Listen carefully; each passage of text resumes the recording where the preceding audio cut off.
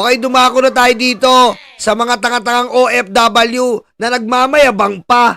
Nagmamayabang na naman itong mga OFW, tatampaling ko to eh. 17 OFW na inaresto noong Marso dahil sa umano'y rally para kay FPRRD. Pero ang isa sa kanila, iginiit na wala naman talagang nangyaring protesta. Narito ang exclusive agenda report. Ano daw? Walang protesta? Ano daw?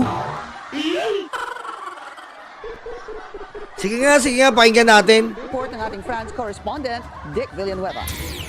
OFW na si Joseph Rivera sa 17 Pinoy na inaresto sa Qatar dahil umano sa pagtitipon na walang permit. Paglilinaw ni Joseph, isa iyong picnic party sa isang private resort. Okay? Sa sa nangyaring global protest para kay dating Pangulong Rodrigo Duterte. Okay? Basically ang nangyari is meron na imbitahan tayo sa isang community sa Lusalo noong March 27. No? Ito ay paghahanda ng Filipino community dahil sa pagtatapos ng Ramadan. Ito ay ginanap sa isang pribadong resort. At nataon na yung start ng overnight picnic na ito ay nataon na bisperas. No? Bisperas ito ng kaarawan ng dating Pangulong Duterte. Dagdag ni Joseph, nasita siya ng Civilian Authority na kumukuha ng litrato ng mga grupo ng OFW na nauna nang nakontrol. Nagulat na lang siya sa lumabas na sanhi umano ng kanilang pagka-aresto. Ano naging ninyo yung argumento ninyo lang with the authorities? Wala. There was no argument at all. I can tell you one my case, no. Pumasok kami, dumating kami ng aking bunso at sabi ko bago tayo maghapunan, no. Picture muna tayo. Ano ang Pilipino, 'di ba? Pagdating sa isang lugar, picture. Sige, picture. Gusto ko ipakita kay Mrs. na napakaganda ng lugar, sunod ka. So, pinicture ko yung barbecue area, yung beach, mga kabana, mga tent, may malaking kabana. Subalit sa sinamang palad, eto na. Yung huling litratong kinuha ko, may nahagip na pala akong mga Arabong otoridad na naka-civilian clothes. Ang layo ko siguro nasa mga 20 hanggang 30 metros eh. Pero nilapitan na nila ako at sinabi, ba't mo kami kinukuha ng litrato? Kinuha na yung telepono ko at yun na yun. Oh, ikaw lang ang nakulong. Isa ka lang. Ba't 17? Tanga to ah. Bakit 17 kayo nakulong? Di lahat kayo nagpicture-picture. Bakit 17 kayong nakulong kung ikaw lang pala nagpicture ng Arabo? Tanga ka ba?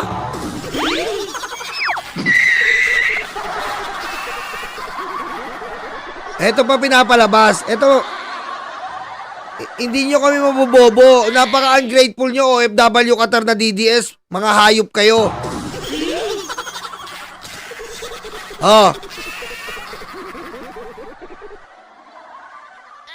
Ito yung sabi nila. Ito daw ang totoo. Not true that they were not detained due to rally. Ayan sabi nila. Fake news daw yan. Dahil ang totoo dyan, meron talagang inuli kasi expired yung documents nila to stay in Qatar. Ayun ang pinapalabas nila. Alam mo, bobo kayo lahat. DDS OFW Qatar. Kung expired ang documents mo, saan ka pupunta? Deport ang abot mo, hayop ka.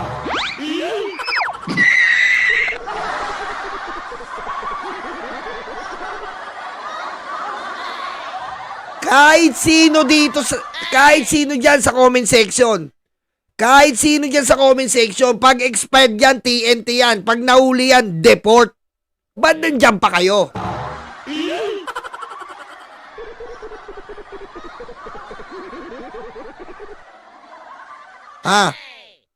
Bakit nandyan pa kayo? Hindi kayo na-deport kung TNT kayo.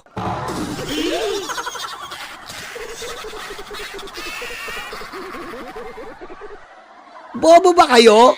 Sasabihin nyo, hindi inuli sa rally. Expired daw ang document. Lalo yung pinabobo yung sarili nyo.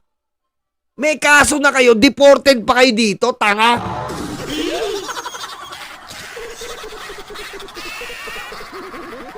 Kahit sinong bansa, mahuli ka ng pulis, wala kang dokumento, expired. Saka pupulutin, babalik ka sa Pinas, tanga.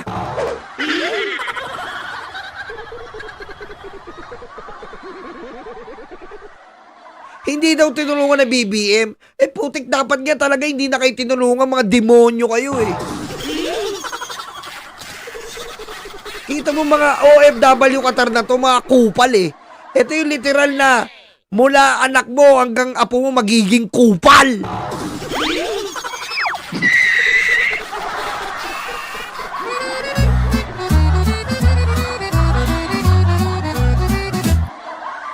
Pero mo, seriously? Pinapakalat nyo expired ng documents? Seriously? Ano bang SOP pag expired ng documents ng isang deport ka. Kaso ka.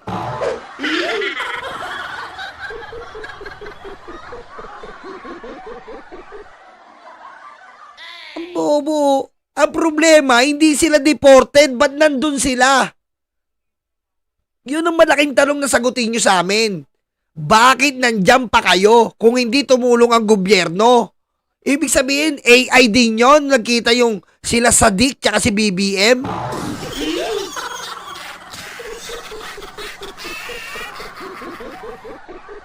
Diba? Totoo. Wala kang documents, Arab country, pupunta ka ng beach. Are you sure? Sigurado kayo sa ginagawa nyo? 17 kayo ha? King ina nyo. 17 kayo, sabay-sabay kayo, expired ang documents nyo? Nandun kayo sa galaan? Seriously? Gabing-gabi? Arab country? Gabing-gabi? Wala kayong documents, lumabas kayo? Seriously?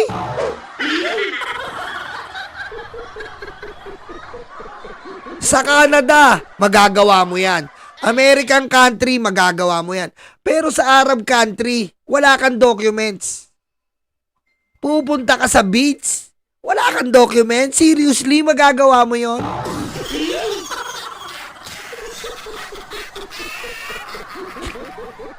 Lahat ng bansa, walang ihigpit sa Arab country.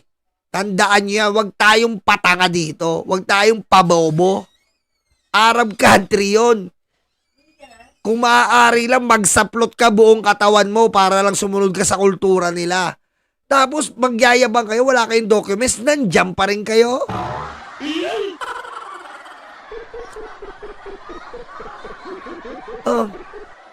Biro mo sabi nitong isang OFW, meron talagang inulay kasi expired na yung documents. O, dapat nandito na sila. Automatic yun, sa ayaw at sa gusto nila. Sa ayaw din at sa gusto ng gobyerno. Sisisihin ng OWA yun, ng DFA yun. So, mali pa rin pala yung OWA. Mali pa rin pala yung DFA. Mali pa rin pala yung sila kakdak. Pasensya na kayo, mali sila.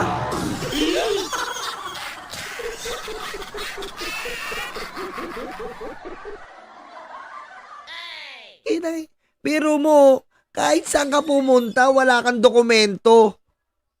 Yung passport, yung ano mo, expired. Ikama ba tawag doon, mga ganong-ganong bagay.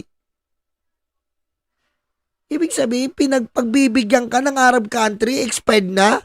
What the fuck?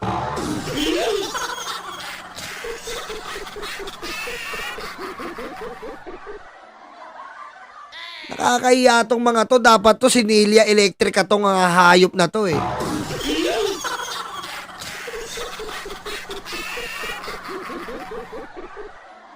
Nakakahiya ang putik na to. Napakabobo nyo mga OFW yan na DDS. Mga alipin!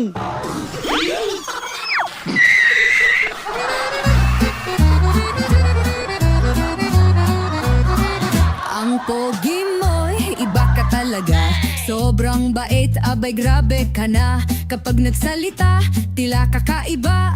Ang lupit at sobrang So lumalabas, AI lang pala tong nakuha natin. Mali rin tayo. AI lang pala tong nakuha natin. So mali pala tayo, AI lang pala to.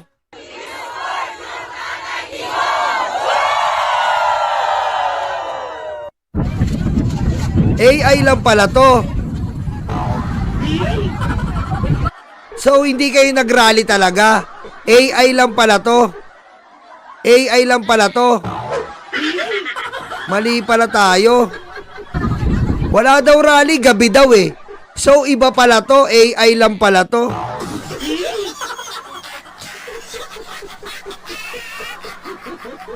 AI lang pala to, pasensya na ha.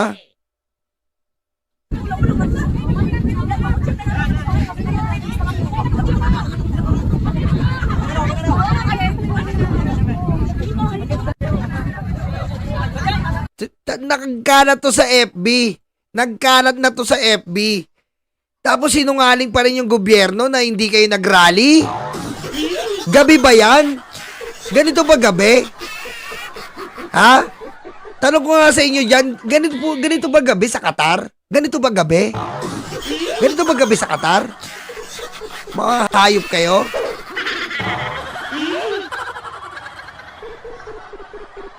Gabi to, no, sa Qatar. Gabi-gabi, no? Gabing-gabi to, ah.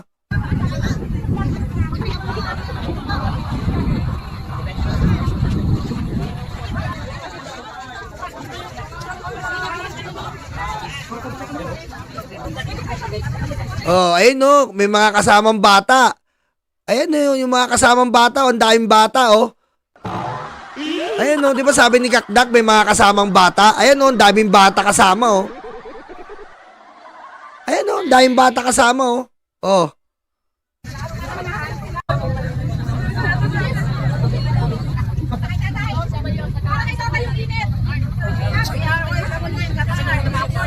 Oh, narinig niyo yun? Kami ang OFW ng Qatar. Oh, lakasan ko, ha. Tignan nyo, ha. Oh. Sinungaling pa tayo. Putik naman buhay to. Tayo pa pala tanga-tanga. Tayo pa raw tanga. Oh, pakinggan nyo. Tahimik tayo. Oh, narinig nyo? Kami OFW ng Qatar. Tanga! Kayo talaga yan. Tanga kayo. Tanga talaga kayo. Pinagmala kayo pa. Kami ang OFW ng Qatar. Tanga talaga kayo, eh.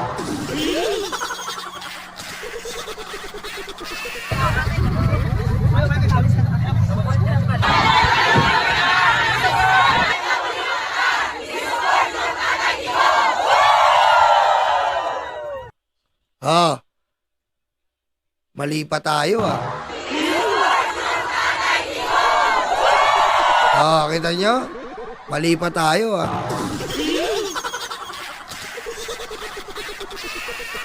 Oh, bumalik tayo dito kay Engot. Oh, balik tayo dito kay Engot. Nag-picture-picture lang pala to, eh. Alam mo, hindi ako magdududa. Kapatid ka ni Vicky Rodriguez, eh. Dagdag ni Joseph, nasita siya ng Civilian Authority na kumukuha ng litrato ng mga grupo ng OFW na nauna nang nakontrol. Nagulat na lang siya sa lumabas na sanhi umano ng kanilang pagka-aresto. Anong una naging ninyo yung argumento ninyo ng with the authorities? Wala. There was no argument. There was no argument at all. I can tell you one my case, no? Pumasok kami, dumating kami ng aking bunso at sabi ko bago tayo maghapunan, no? Picture muna tayo. Ano ang Pilipino, di ba? Pagdating sa isang lugar, picture muna. Kasi gusto ko ipakita kay Mrs. na napakaganda ng lugar, sunod ka. So, pinicture ko yung barbecue area, yung beach, mga kabana, mga tent, may malaking kabana. Subalit sa sinamang palad, eto na. Yung huling litratong kinuha ko, may nahagip na pala akong mga Arabong otoridad na naka-civilian clothes. Ang layo ko siguro nasa mga 20 hanggang 30 metros, eh. Pero nilapitan na nila ako at sinabi, ba't mo kami kinukuha ng litrato? Kinuha na yung telepono ko at yun na yun. Oh, ikaw lang dapat nakulong. Ang yayabang nyo ba? Ikaw lang dapat nakulong. Ba't 17? Oh. Bakit 17? Kung inaako mo, ikaw lang, nag-picture-picture, ba't 17 kayo? Hello, Toki, subscribe kayo dyan, ha? Simple Toki's Vlog. Oh. Alam mo, BBM, napasama ka pa dito. Kung ako sa'yo, sinunod mo ako, eh. Sinunog mo na yung mga hype na yan dyan, eh. Diyan mo, napaka-ungrateful, oh. Diba? Napaka-ungrateful. Pinakita na nga ni BBM, kinausap niya ng masinsinan yung mga Qatar ambassador. Nag-coordinate. Pinapalabas pa nila sinungaling yung gobyerno. Nag-picture-picture ka. Picture-picture ka. Nakuha naman yung pulis. Dapat ako lang ang mayayari. Eh, ba't nadamay 17?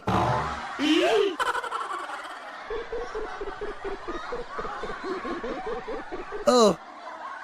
Tapos bukod pa doon, ang sabi daw, expired daw yung visa. Eh, putik, ba't di kayo na-deport?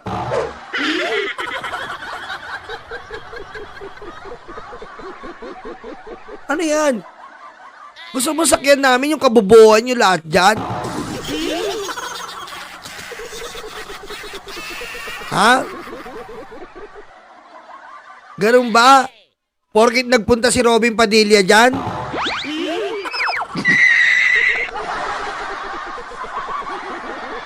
Ha?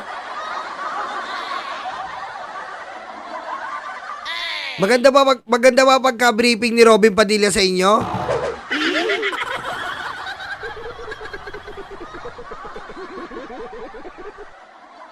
Ganun ba yon? Maganda pagka-briefing ni Robin Padilla sa inyo? Ganun ba? Ganun ba gusto niyong palabasin? Ha?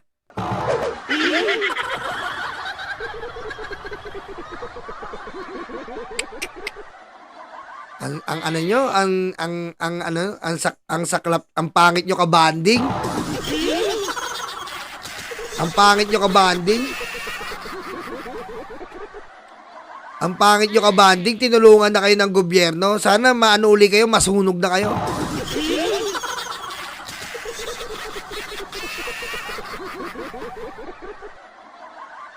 Sana masunog na kayo dyan.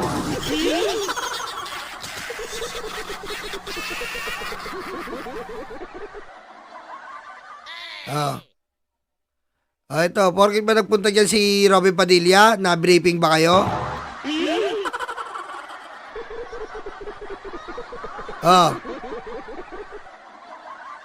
Porkit nagpunta si, pahabol na mapasalamat sa lahat na nag-asikaso sa Qatar. Mabuhay po. Ganun ba? Porkit nagpunta si Robin Padilla dyan? Iba na kwento? Ay, sa'yo, hindi kayo makakalusot sa amin. Hindi kayo makakalusot sa aming team.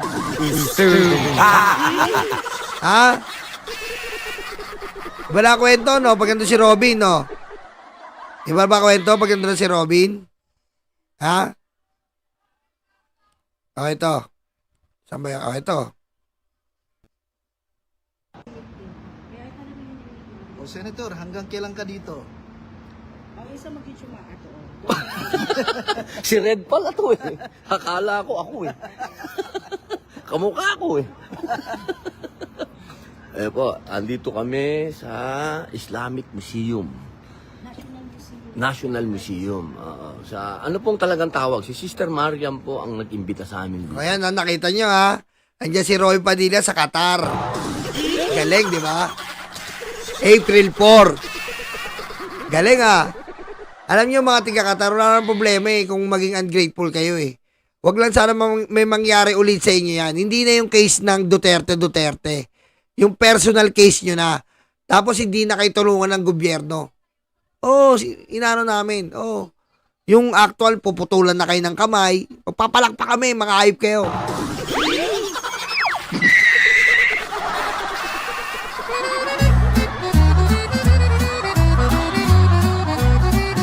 Ang pogi mo'y Puputulan kayong kamay, papalak pa kami dito. Ano yan? OFW Qatar DDS. Putulan yan! Bilisan nyo! iba ka talaga. Sobrang bait, abay grabe ka na. Kapag nagsalita, Yun ang gagawin namin. Basta may balita kami, OFW Qatar, tas DDS. Pugutan ang ulo! tila kakaiba. Ang lupit at sobrang nakakatawa. Mga matatanda nawawala.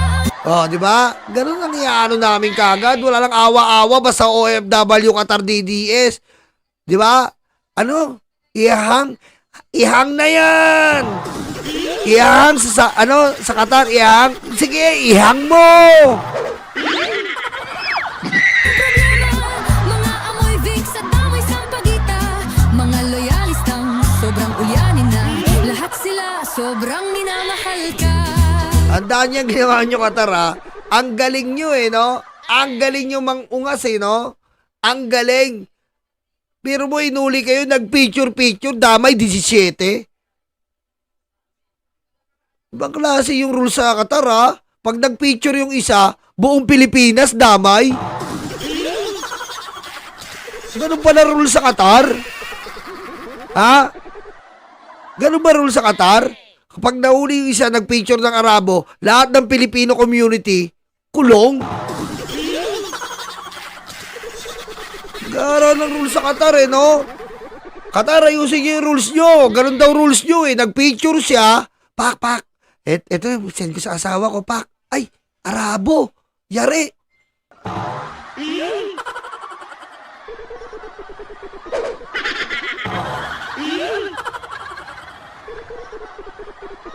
Galing nyo? Ang galing nyo. Ang galing. Sobra, no? Akala nyo, hindi kayo babalik ng Pilipinas, no? Akala nyo, hindi pa rin kayo sakop ng gobyerno. May sariling mundo talaga itong mga DDS,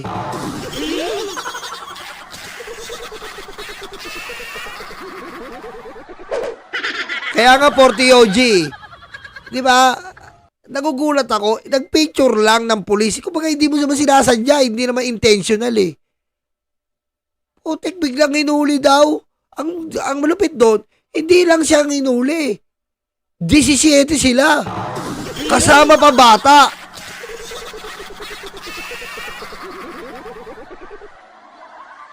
Kung ako sa DFA, markahan nyo itong mga hayop na to. Pag bumalik yan dito, tapos mag-a-apply ulit papaalis, huwag yung bigyan. Magutom ang pamilya, manigas ang mga hayop na yan. Niyolo-niyolo ang kagwapuhan, sa pagkomento di ka mapantayan. Yung mga ugaling tao, dapat yan talagang pinuputulan nyo. Pag pinutulan ng kamay yan, putek, bibili uli ako ng cake. Thank you, Qatar, for cutting the hands of our citizen. Ganun pa ilalagay ko. Pag naputulan ng kamay yan, yung mga ganyang ungrateful, yung mga ganyang binabago pa yung kwento, bibilang ko ng cake yan. Thank you, Qatar. I love you. Please cut it now.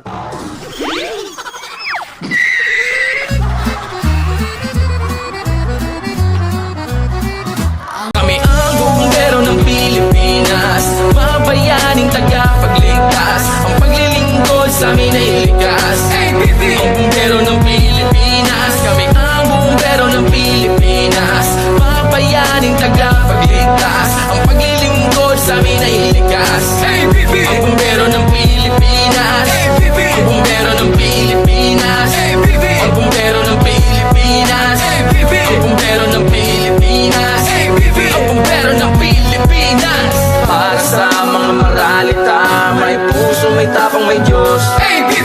Para sa mga maralita, may puso, may tapang, may Diyos.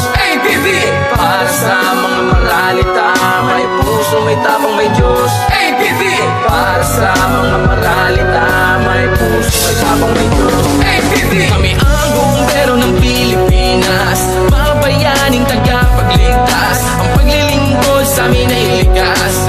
Ang bumbero ng Pilipinas, kami ang bumbero ng Pilipinas, mga bayaning tagapagligtas. Ang paglilingkod sa amin ay likas. Ang bumbero ng Pilipinas,